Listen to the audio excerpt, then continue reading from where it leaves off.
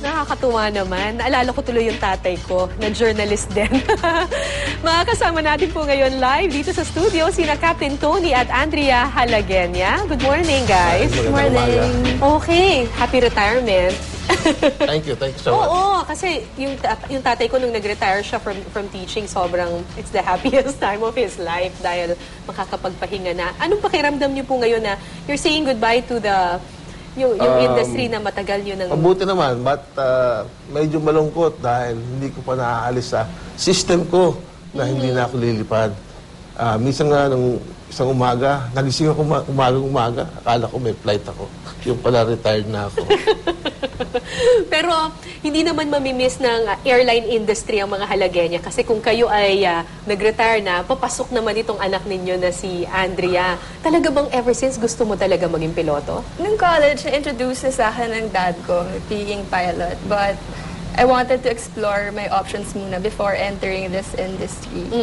So, si Andrea po mga kapuso, merong flight mamaya. Is this going to be the first time that you're going to be flying na hindi mo co-pilot ang iyong ama? Before ako lumipad with my dad, marami rin ako nakalipad ng mga kapitan. So, sanay na ako na lumilipad with other captains. First time ko lang lumipad with my dad noong December. Actually, November pala. So, kumusta? Paano yung working relationship kapag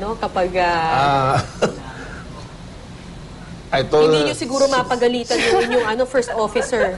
Nga. Minsan sinabi ko nga sa kanya na I'm the chief pilot. Call me sir.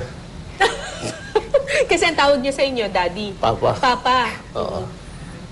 Ngayon, na piloto na siya, sanay na sa lumipad, wala na akong masyadong pressure. Ikaw, Andrea, was it a lot of pressure on your part na tatay mo yung pilot, yung co-pilot mo, at saka instructor mo before? Hindi naman ako pressured talaga. Kasi marami akong dinaanan na captains na malupit din sa loob ng cockpit. So malupit si Daddy? Malupit siya. Pinapagalitan ka pa rin? Meron once. But understandable naman eh. Kailangan talagang ganun sa loob ng flight deck.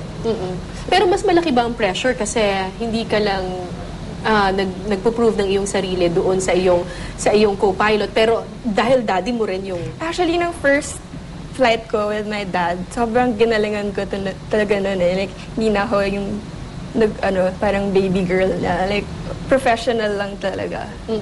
The whole flight. Ano masasabi ninyo sa flying skills ng anak ninyo? Mas magaling ba siya sa inyong piloto? Hindi. Hindi! Ganun talaga. Marami pa siyang kakainin na experience. Marami pa. At natutuwa ako na lagi siyang naghahanda bawat biyahe niya. Siya ay naghahanda na para hindi siya makukwestiyon ng mga kapitan. Yung flying is, hindi naman ito, of course, meron itong mga kaakibat na mga risk, di ba? Hindi ba kayo nangangamba, kinakabahan para sa inyong bunsong anak na babae na magpapalipad mag-isa, ganyan? Yung mga makakasama niya, mga kapitan, magagaling lahat yun. Dumaan sa akin lahat yun eh. At lahat ng ngayon eh, nasasabi na, mahigpit na ako. Totoo yan, mahigpit ako. But, pagbaba naman ng aeroplano, mabait na ako ulit eh. So, she's in good hands? She's in very good hands. Ang pressure sa kanila is, as long as she prepares for the flight, walang problema. Sinasabi ko nga sa kanya na ang first priority niya, yung mga pasero. Ano na po mangyayari sa inyo kapag nag-retire na kayo? Magtuturo pa rin po ba kayo ng flying, ganyan po? Yeah, magtuturo ako sa simulator. Itong simulator na to, and actually, I'll be leaving again next month para pumunta ng Bangkok to teach. Okay. How did you feel, Andrea, nung nag-retire na ang daddy mo? Naging emotional ako. Like, I was surprised nung biglang may tears na. Kasi ever since, siguro, hindi pa ako napapanganak, lumilipad na yung dad ko. And then, may kita ko na lang na biglang wala na siyang flight. So, iba lang yung feeling. But excited pa rin ako for him sa bagong chapter ng life niya. Sinabi niyo po, sir, na ang proudest moment ninyo ay kapag naririnig ninyo doon sa yung flight attendant na sinasabi na yung Yes. pangalan ninyo na kayo ang kapitan, tapos assisted by First Officer Andrea Halagenia. Pwede parang achievement na nakuha na. At least, yung mga anak kong lalaki, hindi sumunod. Yung anak kong babae sumunod. Pero actually, concerned ako dahil mahal yung training eh. Anong mensahe niyo po kay Andrea? Na tuwing lilipad siya, paghandaan niya yung kanyang flight. Mawawala ng problema kung basta handa ka lang. Basta handa lang. Ikaw, Andrea, what would you like to say to your dad?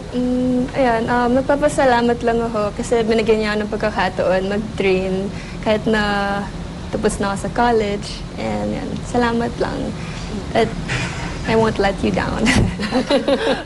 Advice niyo po sa mga mga ibang mga gustong magpiloto.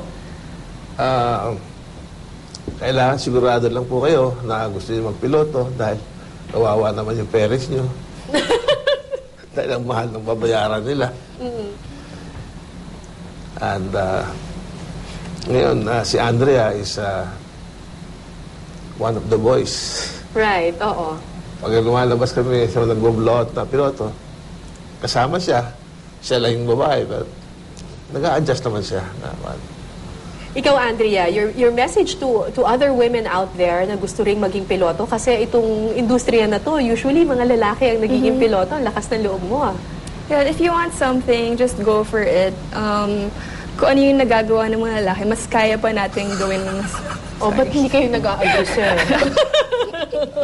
Ba't tumawa kayo kaagad? Hindi, kasi nga, natutuwa nga ako dahil mukhang nga totoo sinasabi niya. Kasi yung mga babae, galing mag-aaral eh. Galing mag-aral, masipag. Masipag talaga sila mag-aaral. Okay, go ahead, Andrea. And, just continue what you're passionate about. Yung challenges ng male pilots, same lang naman sa mga female pilots. So, just go for it. Yeah. Okay, thank you very much, Captain Antonio at Andrea Halagenia. Thank you so May flight much. pa si Andrea. Ingat ka mamaya sa biyahe mo, ha? thank you. Thank you, sir. Thank you so much. Maraming Thank you so salamat. much.